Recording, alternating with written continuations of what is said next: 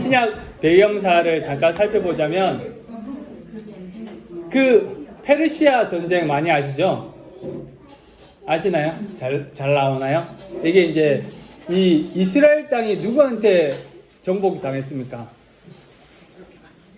북이스라엘이 아수르한테 정복당하고 남유다가 잠깐만요.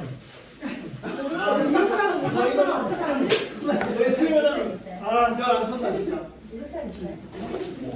저 적어놨잖아요. 페르시아 말고 바벨론. 바벨론. 아, 네. 바벨론이 페르시아잖아요. 그래요? 그럼 뭐야? 네. 그래서 네, 간단하게 집사님 간단하게 얘기하자면 북이스라엘 남유다가 있었잖아요. 북이스라엘 남유다가 있었는데 북이스라엘이 먼저 아수르한테 망했어요. 그 다음에 남유다가 바벨론한테 이제 정복을 당하죠. 그게 이제 페르시아 제국. 우리 옛날에 그 컴퓨터 오락실 페르시아 왕자 네. 했었는데 그래서 이제 이스라엘 사람들이 70년 동안 포로로 끌려갔잖아요. 그랬다가 70년 뒤에 복귀하는 게 첫 번째 고레스 왕 때, 페르시아 바벨론 왕 고레스 왕 때 이제 처음으로 귀환을 하게 됩니다. 스룹바벨은 총독이었고 예수아의 귀환이 처음에 돼서 그래서 이제 성전을 건축한다 이렇게 성경이 나오잖아요. 그게 이제 1차 포로 이제 귀환이라고 봐야 되고요. 캄비세스가 고담에 있고 다리우스 왕이 있을 때 성경에 있는 학개스가랴 말라기, 학개스가랴 그 활동이 그때 있었습니다. 그때 이제 516년에 성전 재건이 완성되었어요. 그리고 586년에 붙잡혀 간 거죠. 그 다음 70년 뒤에 516년에 이제 다시 복귀해서 539년에 복귀해서 그 다음에 516년에 성전 재건을 완성되어서 이스라엘 땅이 이 솔로몬이 성전을 세운 그 성전에서의 어떤 그 영향력들이 다 무너지고 다 없어졌다가 다시 성전을 다시 두 번째 성전을 만드는 거죠. 그래서 이제 제2성전기의 본격적인 시작이 됐습니다. 그 다음에 아하수에로 왕 때 에스더 왕비 그 이야기 나왔던 그래서 성경은 이 스토리대로 나왔던 게 아니죠. 에스더는 이 앞쪽에 있고 시편 앞쪽에 있고 학개스가랴는 제일 끝에 있잖아요. 구약에. 그래서 이렇게 되어 있고 그 다음에 이제 다니엘서 보면 아닥사스다 아하수에로 이 사람 왕들이 다 나오거든요. 고레스부터. 그래서 아닥사스다 왕 때 에스라의 두 번째 기한, 그 다음에 느헤미야가 3차 기한 이렇게 해서 이제 말라기서가 이렇게 아닥사스다 왕 때 이루어졌다는 겁니다. 그래서 성경이 이 연대기로 되어 있지 않기 때문에 에스라, 느헤미야, 에스더 이게 이제 앞부분에 있잖아요. 시편 앞부분에 있으니까는 그게 제일 끝에 어떻게 보면 연대기로 보면 끝에 있고 그 다음에 에스더가 그 위에 있고 학개스가랴는 다리우스 왕 때니까는 중간쯤에 있다. 이렇게 이제 페르시아 이제 바벨론 제국이 그렇게 됐다라는 것들을 보시면 됩니다. 그래서 이 지도는 이 무슨 색깔로 보이죠? 빨간색 결. 네, 이게 이제 페르시아 제국의 어떤 영토였다고 보시면 됩니다. 이스라엘 땅이 어딘지 아시죠? 밑에. 여기에요, 여기.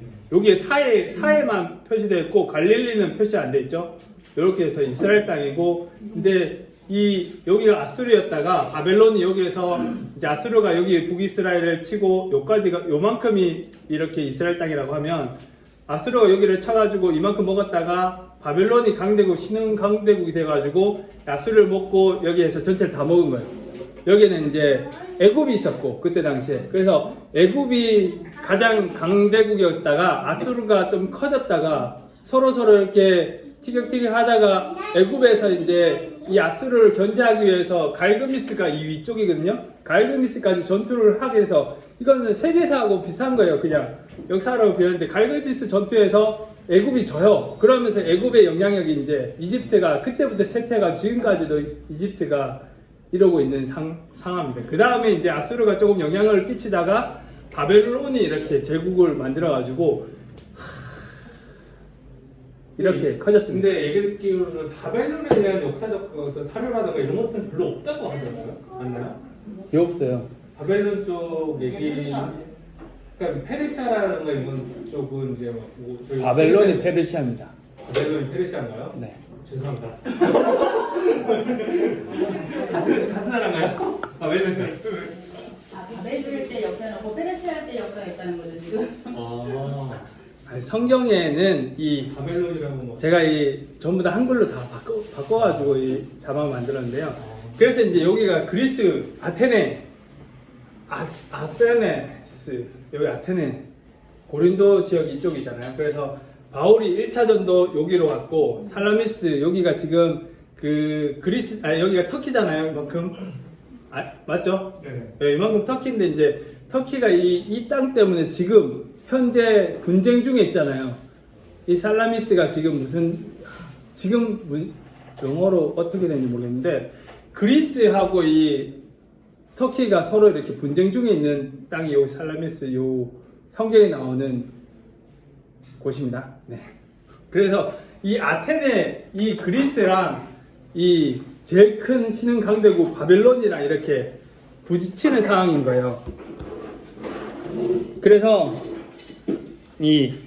다시 넘어가자면 오른쪽에 그리스 생겼죠 다시. 그래서 이 다리우스 왕 때 이 페르시아가 1차로 이 그리스를 침공합니다. 1차 침공을 합니다. 그 다음에 이제 마라톤 전투. 마라톤이 몇 킬로죠? 42.195. 그게 이때 나온 거죠. 네. 행정보를 알고 있습니다. 그 다음에 아수에로 왕 때 제가 말씀드렸죠. 국사사에 제일 싫어했다고. 그래서 이야기하다가 조금 틀린 부분들이 있으면 인터넷 잘 찾아보시고 검색해보시면 다 인터넷 나옵니다. 일단은 틀릴 수도 있어요. 근데 강의를 중심으로 했기 때문에 다리우스 왕 때 이렇게 했고 아수에로 왕 때 페르시아가 두 번째로 침공을 합니다. 그래서 1차 침공 때는 마라톤 전투 때문에 이제 이 페르시아가 지죠. 그 다음에 두 번째 이제 침공을 하죠. 그래서 영화 300 좋아하시나요? 이러면서 네. 그래서 네, 운동을 좀 해야 되겠다 이런 이제 마음이 들게 하는 네. 그래서 영화 300의 이 배경이 되는 그게 페르시아 2차 침공인데 페르시아가 2차 침공할 때는 육지랑 바다랑 두 군데를 동시에 이렇게 했어요. 그래서 이제 이루어졌던 게 살라미스 해전. 역사 좋아하시는 분들이 이거 다 알 겁니다. 그렇게 된 다음에 넘어가는데 여기 보시면은 밑에 적어놨죠. 제가 몰라가지고 다 적어놨어요. 스파르타 왕 레오니다스가 유명한 스파르타. 이런 레오니다스 왕이 이 스파르타군과 그러니까는 요 다음에 나오는데요. 스파르타 군 상배명, 그러니까 그리스가 두 군데라고 보면 됩니다. 아테네랑 스파르타랑 두 지역으로 이렇게 구성되었다고 보시면 되는데 스파르타 군 300명과 그리스 연합군, 그리스가 여러 개가 이 지역이 이렇게 군이라 해야 돼. 지역이 좀 여러 군데였나 봐요. 그래서 그리스 연합군 700명 그리고 스파르타 군 300명 이렇게 해서 이 거대한 페르시아하고 이렇게 맞먹은 거죠. 그렇게 했는데 우리가 다 알고 있듯이 영하 300에서 300명이 다 어떻게 되죠? 네, 죽어요. 그런데 그것을 통해서 이 지역 사람이 밀고를 레오니다스와 300명은 죽지만 여기에서 3일의 시간을 벌었어요. 그래서 그 다음에 육지로 이렇게 가서 300명, 영하 300이 나왔던 그 사람들 다 죽었는데 그 다음에 살라미스 해전으로 가는 부분들에서 3일을 벌었기 때문에 살라미스 해전에서 승리할 수 있었다. 그렇게 이야기합니다. 그래서 여기 보면은 이 보라색으로 됐는 게 1차 침공 때 이렇게 가지고 이렇게 갔는데 이때는 풍랑 때문에 1차는 이제 실패를 했어요. 2차를 갔을 때 2차가 노란색 이렇게 갔는데 이때 마라톤 전투 때문에 이제 또 실패를 하고 3차 때 이제 이 검은색이죠. 육지로도 가고 해전으로 갔는데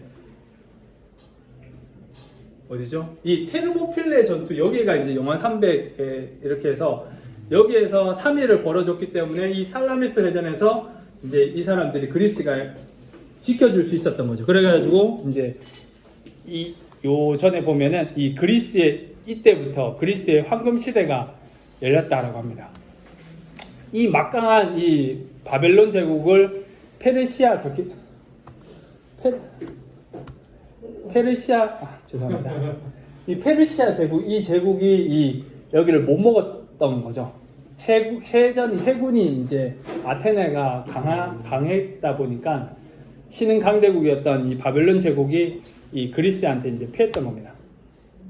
그러면서 이제 밑에 보면은 아테네는 해군력을 중심으로 승리했는데 근처에 해군력을 모아놨던 델로스 동맹이 이제 앞으로 이 살라미스 해전 다음에 이 델로스 동맹이 주축이 됐던 거예요. 그런데 이제 델로스 동맹은 점점 보면 페르시아의 재침고, 이 큰 대국이 한번 졌다고 해서 끝나는 게 아니잖아요. 다시 침공할 거를 생각해가지고 군사 동맹을 맺어가지고 델로스 동맹이 됐는데, 여기에 이제 뭔가 이 아테네의 그리스의 모든 돈, 물질, 군사를 정비하고 뭐 배를 만들고 이렇게 하다 보니까 다 이쪽으로 이제 초점이 맞춰지다 보니까 이 스파르타 쪽에 있는 사람들이 불만이 있었던 거예요. 왜 이쪽으로만 하냐? 이제 스파르타는 이제 다 이렇게 전사했지만은 그쪽 지역이 이제 내부적으로 분열이 일어나게 돼서, 그래서 이제 그리스 내부에서 분열이 일어납니다. 그래서 스파르타 중심의 펠로폰네소스 동맹이 다시 생긴 거죠. 이해하셨나요? 아테네 쪽에는 델로스 동맹이 큰 세력을 형성했는데 그게 우리는 싫다 이렇게 해서 스파르타 쪽에서 펠로폰네소스 동맹이 형성돼서 결국엔 그들이 이렇게 내부 분열이 일어나가지고 그리스가 이제 망한다 이렇게 이제 보시면 됩니다. 그래서 이때 당시에 그리스 문명은 이 영웅, 싸움, 용맹 이런 게 이제 제일 롤 모델이었던 거예요. 그래가지고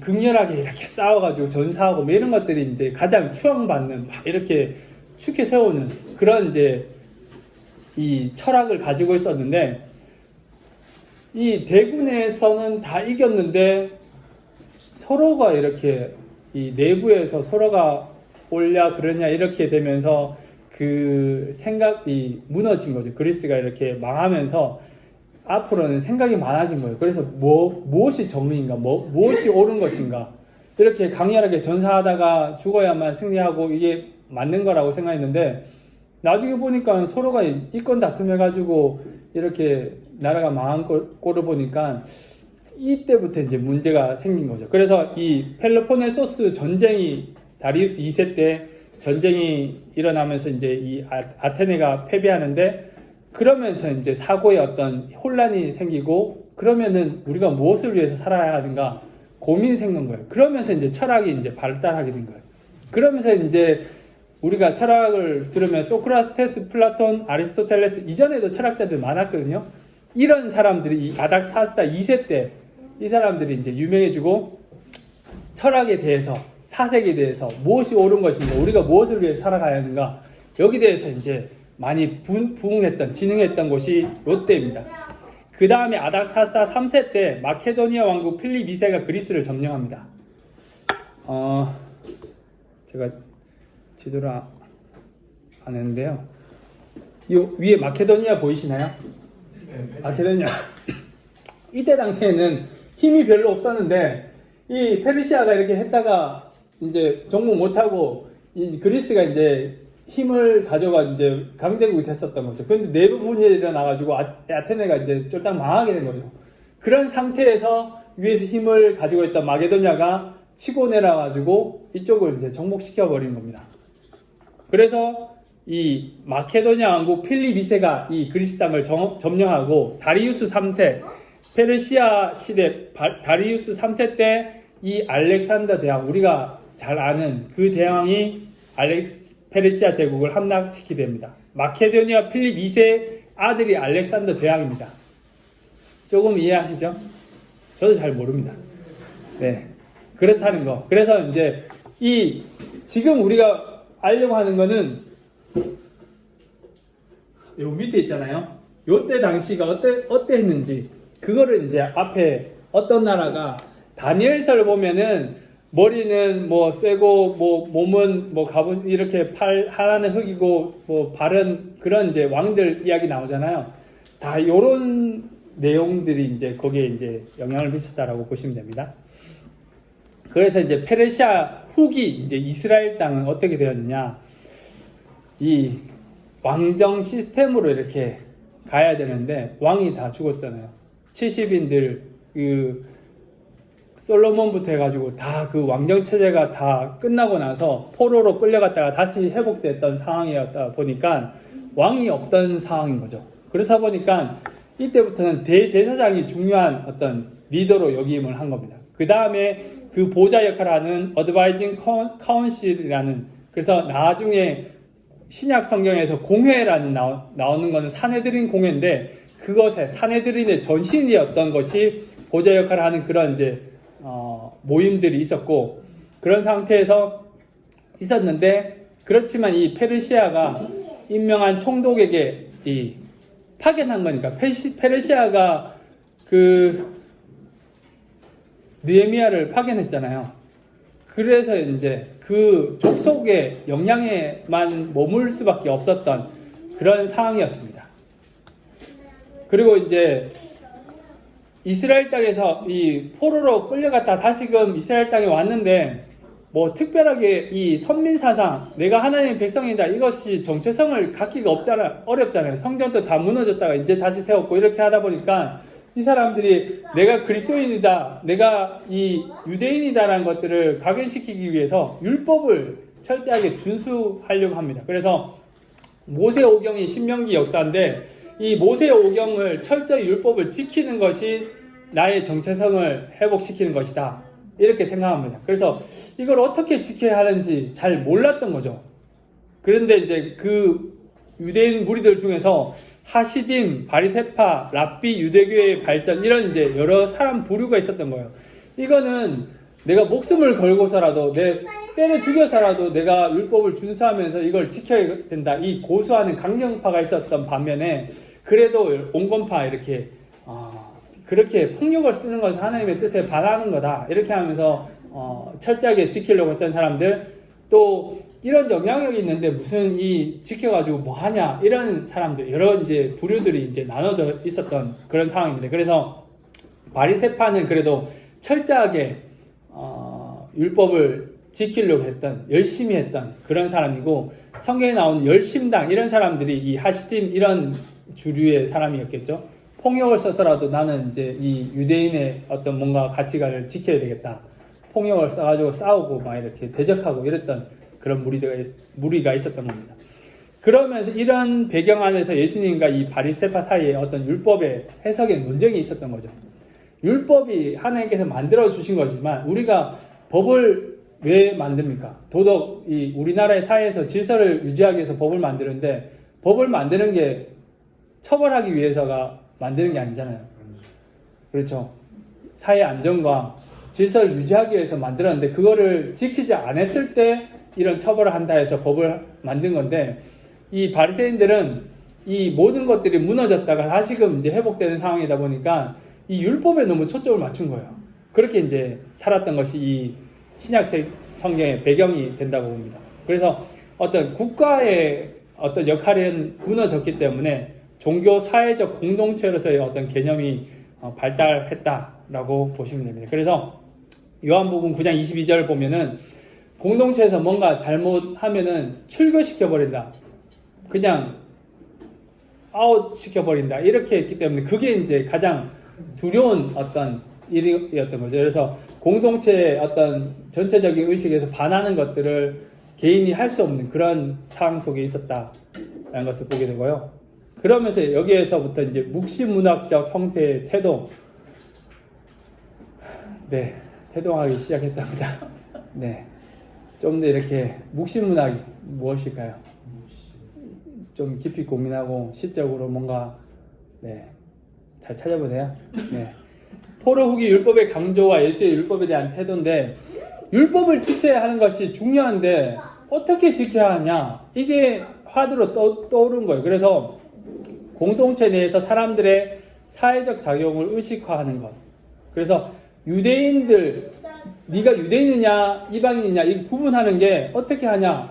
율법을 잘 지키는 것에서 드러나는 거죠. 그래서 성전세를 내라고 했으니까 성전세 내면은 이 사람 유대인이구나. 할례를 행했으면은 모세가 할례 하랬잖아요. 할례 행했으면은 얘는 유대인이구나. 그리고 안식일을 지키는 걸 보면서 유대인과 아닌 사람들이 구분이 된 거예요. 그러면서 철저하게 나는 유대인이기 때문에 이런 것을 지켜야 된다. 이게 이제 강조가 됐던 거죠. 그러면서 이제 에스라, 느헤미야의 율법 중수 형태를 보면 마카비 혁명이 일어났을 때 생명까지 다해 싸운 자들이 있었고, 또 신구약 중간기에 어떤 경건한 유대인들의 어떤 모델, 신실하게 내가 살아가야 되겠다 이런 사람들, 또 랍비들의 가르침 이런 것들을 보면서 율법 어떻게 준수해야 되겠다 이것들을 생각했습니다. 그래서 미시나라는 게 있는데, 이게 이제 우리는 일반적인 그리스도인들은 성경책만 가지고 있잖아요. 거기에서 이렇게 파고 이해하고 고민하고 하는데, 역사는 성경책만 지금 다 이야기했잖아요. 세계사를 봤을 때 이 이스라엘의 역사만 있는 게 아니라 이 당시에 헬라와 로마 때 이 역사들도 다 섞여 있는 거예요. 그 중에 어떤 성경이 기록되어 있고, 이렇게 하다 보니까 많은 역사가들도 있고 역사 책들도 있는 거죠. 그걸 비교하면서 성경을 이제 보면은 이 성경에 대해서 많은 것들을 알 수 있는데, 미시나는 유대교를 이해하는데 제일 근간이 되는 책인데 AD 200년에 완성되었다라고 보면 됩니다. 그래서 이제 유대인들이 토라, 모세오경을 토라라고 하잖아요. 토라를 말할 때 쓰여진 토라와 또 오랄 토라, 구전 토라를 말하거든요. 근데 이 구전, 말로 이렇게 전해왔던 그 구전 토라를 처음으로 글로 해서 정리한 책이 미시나입니다. 그래서 저도 영어 잘 모르는데요. 여기 보면 미시나 에보트는 잘 모르겠고, 미시나 1장 1절에 이렇게 적혀 있습니다. 영어 잘하시는 분, 우리 윤영복 집사님 해석 한번 해주시겠어요?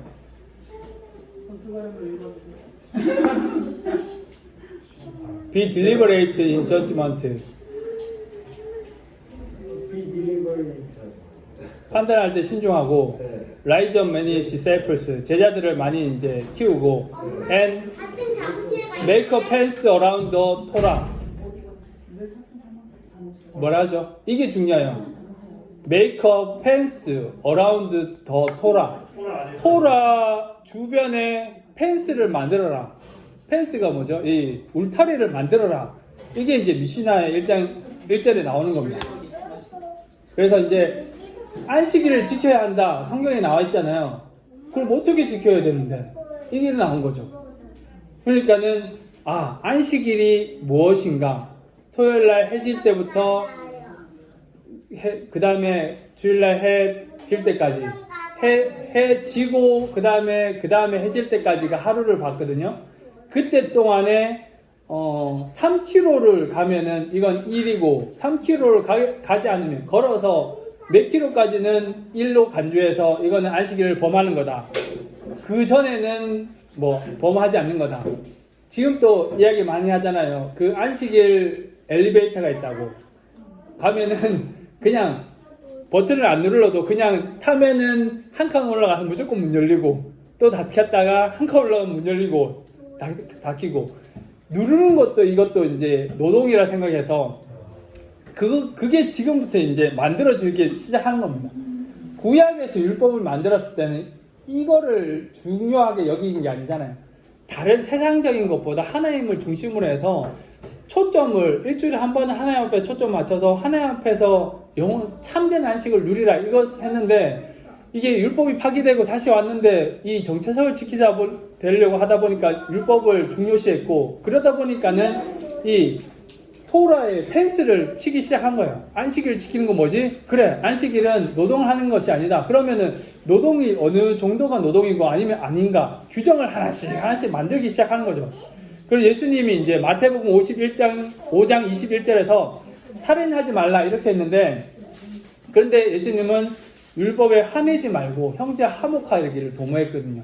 그러면서 이제 논쟁이 디베이트가 나온 거죠. 분명히 살인하지 말라는데 이 유대인들은 살인이 중요한 거예요. 무조건 살인하면 안 된다. 여기에만 살인했으면 너는 죄인, 안 했으면은 이제 선한 사람. 이렇게만 구분했는데 예수님은 그게 중요한 것이 아니라 율법의 의도는 화를 내지 않는 것이 중요한 것이고 형제하고 더 사이좋게 지내기 때문에 이걸 율법을 만들었는데 결국 그것이 안 되기 때문에 결국 살인까지 가기 때문에 형제하고 화목하게 지내라. 이게 이제 초점이라는 것들을 알려주는 거죠. 근데 이제 이 유대인들은, 신약시대 유대인들은 그 개념이 아닌 거죠. 살인했는지 안 했는지 중요하지. 그게 무슨 상관이냐. 이런 이제 개념으로 나온 거고, 55장 27절에서도 간음하지 말라. 이렇게 했는데, 예수님께서는 율법에 마음에 품는 것도 죄다. 그렇기 때문에, 실질적으로 너 간음했냐 안 했냐. 이게 중요한 것이 아니라, 마음속에 우리가 생각하는 것, 이것이 더 앞서 나가야 된다. 이런 것들을 이제 예수님께서 율법을 넘어서 이렇게 말씀하신 거죠. 그 다음에 성경에 보면은 이 장로들의 전통 이런 것들이 나오는데요. 저도 잘 몰라요, 이게. 오르라고 읽는데요. 중간에 이제 있는 히브리어인데, 빛이에요. 창세기 1장 3절. 제가 잘 몰라가지고 다 써왔어요. 네. 이게 이제 미시나예요. 저도 처음 봤는데 이게 이제 미시나예요. 미시나가 뭐라고 했죠? 구전했던 토라를 AD 200년 예수님께서 AD BC AD 뭐 BC 뭐 한 3년 뭐 이때부터 AD 30년 뭐 하여튼 그 근간에 이제 생애를 가지셨다면 70년도에 예루살렘이 이제 성전이 불타고 뭐 이렇게 다 사라지죠. 근데 이제 200년도에 이게 정해진 거예요. 지금은 2020년이잖아요. 200년대 이 미시나가 정립되었는데 요게 이제 미시나예요. 미시나. 구전 토라를 적어 놓은 거예요. 근데 펜스를 칠하 했잖아요. 여기 적혀 있죠. 이 미시나고 그 다음에 여기 보면은 잘 안 보이는데 200년에서 600년이라고 적혀 있어요. 미시나가 200년도에 이제 정리됐다 했잖아요.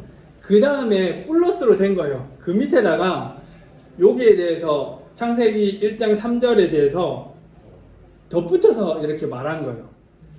그 다음에 여기 보면은 990년에서 1050년까지 또 여기에 대해서 여기에 첨언한 거예요.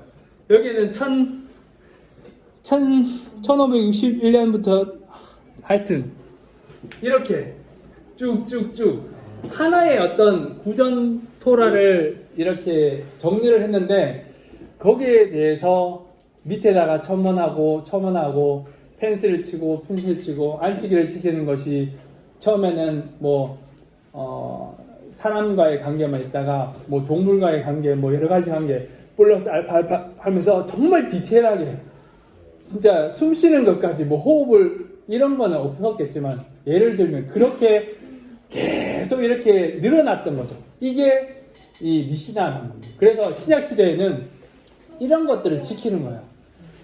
제가 무슬림 선교하시는 선교사님한테 들었는데 무슬림들이 엄청 선하잖아요. 우리가 잘못 알고 있어서 그래서 이제 무슨 뭐죠? 누구죠? 핀라덴 말고 IS나 극렬분자만 봐서 그렇지 무슬림들은 애써서 노력을 해야만 천국에 갈 수 있다 이렇게 하기 때문에. 근데 이 땅에서 우리는 그렇잖아요. 믿음으로 고백하면 구원받는다 하는데 이 이슬람은 선을 행해야만 구원을 받는데 그게 정확한 게 없어요. 이 땅에서 죽으라 선을 행하더라도 그게 내가 얼만큼 선을 행하는지 이 정도 하면은 구원을 받는지 그게 없는 거예요. 그렇기 때문에 엄청 친절해요. 무슬림 만나보셨나요? 네.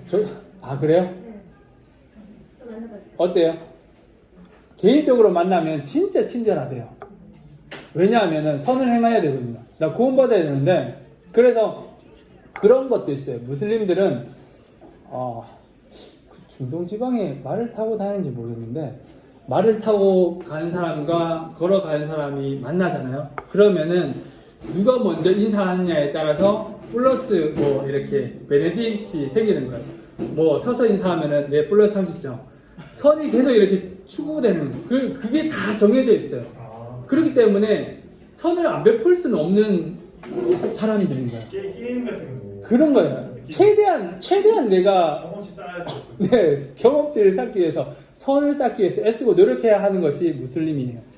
그런 것처럼 이 신약 시대의 어떤 이 유대인들의 어떤 장로들의 전통, 이 제사장과 서기관과 이 바리새인들 이런 사람들이 이 하나님께서 만든 율법이 무엇인지 거기에 초점을 맞춰 있는 것이 아니라 이 미시나가 있으니까 플러스 알파 이렇게 있으니까 지킬 게 너무 많은 거예요. 이거 다 공부해야 되잖아요. 그랬다는 거죠. 그래서 이 모세가 율법을 줬는데 리튼 토라, 오랄 토라 이렇게 쓰여진 모세 오경과 그 다음에 구전으로 내려왔던 이거는 뭐 왜 그랬는지는 뭐 너무 그냥 넘어갈게요. 나중에 저한테 오시면 간단하게 설명해 드리겠습니다. 두 개가 됐었고 이 리튼 토라, 오랄 토라를 해석한 게 미드라시라는 겁니다. 그 다음에 오랄 토라가 이제 AD 200년도에 정리가 됐다 했잖아요. 그게 미시나고 그 다음에 밑에 보면 나오는데 랍비들이 이제 거기에 대해서 또 해석을 해요. 랍비들이 600년에 그래서 해석한 것이랑 미시나랑 그게 합쳐지면은 우리가 잘 알고 있는 탈무드입니다. 그게 탈무드입니다. 그래서 탈무드를 보면 지혜의 어떤 말들이 많이 나온다고 하는데 이 오랄 토라에서 나온 거랑 또 거기에서 이제 플러스 된 것과 거기에서 랍비들이 이게 무엇이 맞다 오느냐 그런 해석들까지 가미된 게 이 탈무드라는 거죠. 그래서 마태복음 15장 3절을 보면 너희는 어찌하여 너희의 전통으로 하나님의 계명을 범하냐. 이 신약시대 때 배경에 있던 유대인들은 이게 가장 중요했던 거예요. 모세의 어떤 모세 오경보다 탈무드 미시나가 더 영향력이 컸던 거죠. 그래서 이제 이단들이 그런 것들을 많이 하는 것 같아요. 대부분 이제 성도들이 신앙생활 하다가 이 문제에 대해서 목사님 이거 어떻게 해야 돼요? 이렇게 하면은 목사님들이 대부분 뭐라고 이야기를 하나요?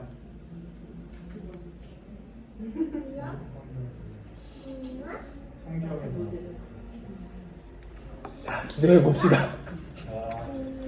명확하게 집사님 이 문제는 이렇게 해야 됩니다. 이렇게 하시고 이렇게 하시오. 이렇게 이제 말하는 것보다 그렇죠. 어떻게 해요? 기도하면서 잘 해결되도록 뭐 이렇게밖에 잘 안 하잖아요. 그런데 신천지나 이단들에 빠진 사람들을 보면 뭔가 이 성경을 읽었을 때 애매모호한 거, 잘 이해되지 않는 거 이런 것들을 이야기하면 그림까지 막 그려주면서 몇 장 몇 절에서 이렇게 말했고 이렇게 해서 말해서 결국 이렇게 해야 된다. 정확하게 이야기해 주는 거예요. 그래서 딱 들어보면은 그림도 이 신천지들이 그림으로 많이 이제 하거든요. 그래서 그런 걸 들으면 우리 목사님한테는 물어보면 하나도 제대로 명확하게 뚜렷하게 안 가르쳐 주는데 이게 내가 잘못 신앙생활 했구나, 잘못 배웠구나, 이게 맞는 것 같다. 지금까지 우리가 알고 있는 이 십자가 있는 기성교회는 다 타락했고 잘못된 것이고 이 신천지가 정말 새로운 하늘과 땅이다. 이렇게 해서 이제 혹하는 거죠. 근데 이것도 비슷한 거죠. 모세오경에서 하나님께서 왜 말씀을 했는지 거기에는 초점을 맞춰주지 않고 이것을 어떻게 하면 잘 지킬까? 율법을 범하면은 죄인 되고 율법을 잘 지키면은 하나님이 사랑하는 사람이 된다. 여기에만 초점을 맞춰 있다 보니까 이런 것이 너무 많아진 거예요. 그래서 밑에 보면은 저도 잘 몰라요. 이 단어 제라임은 이제 씨앗 같은 단어예요. 그래서 이 탈무드는 농경에 대한 파트, 그 다음에 모에드는 시간이라고 합니다. 저 잘 몰라서 시간인데 그렇다 보니 절기에 대한 파트, 그 다음에 나심은 여자라는 단어인데 그래서 결혼에 관한 파트, 그 다음에 네지킨 잘 읽는지 모르겠는데 상해라는 단어인데 그래서 상해법, 그 다음에 코다심, 거룩한 것이기 때문에 제의에 대해서, 예배에 대해서 말하고, 그 다음에 토하로트, 정결에 대한 것이기 때문에 정결법. 그래서 탈무드에도 이렇게 분야가 쫙 나눠져 있는 거죠. 그래서 뭔가 문제가 있으면은 여기에 초점 맞춰서 여기에 찾아가지고 이제 살펴보는 거죠. 그렇게 이제 썼다라고 보시면 됩니다. 그래서 이걸 모르고 제가 탈무드를 읽었어요. 탈무드 한 번씩 다 읽어보셨죠? 네.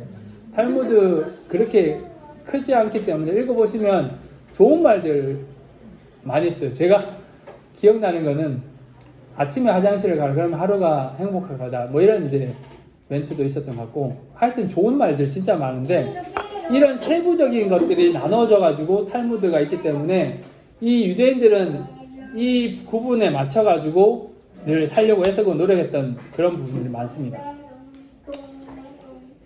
여기까지만 할게요. 요 판까지만. 그래서 페르시아를 보면은 이 그리스를 보면은 펠로폰네소스 전쟁으로 해서 아테네가 패배하고 철학이 진흙하면서 넘어가고, 그 다음에 마게도냐가 힘을 얻어가지고 그리스를 다시 정령하고, 그 다음에 알렉산더 대왕이 이 페르시아를 함락시켰던 이 상황까지. 그러면서 이제 이때 당시에 이 유대인들의 이 헤롯 대왕까지 내려가는 게 그 다음 후반부에 나옵니다. 그래서 성경에 나오면은 헤롯 1세, 헤롯 2세 뭐 이렇게 나오잖아요. 예수님께서 죽었을 때는 헤롯 대왕이에요. The Great 헤롯 뭐 이렇게 해서 이제 헤롯 대왕이고, 그 다음에 그 예수님이 십자가에 못 박히고 죽으셨을 때 이럴 때는 그의 아들들이에요. 그 밑에 세대라고 보시면 되기 때문에 그의 내용은 다음 시간에 하도록 하겠습니다. 여기 보면은 이 다리우스 3세 때 알렉산더 대왕이 페르시아 제국을 함락시켰다 했잖아요. 이 사진은 보시면은 이게 이제 누구일까요? 알렉산더 대왕입니다. 이게 이제 다리우스 3세. 좀 몰라가지고. 이 사람이 알렉산더 대왕이고, 이 사람이 다리우스 3세예요. 근데 이제,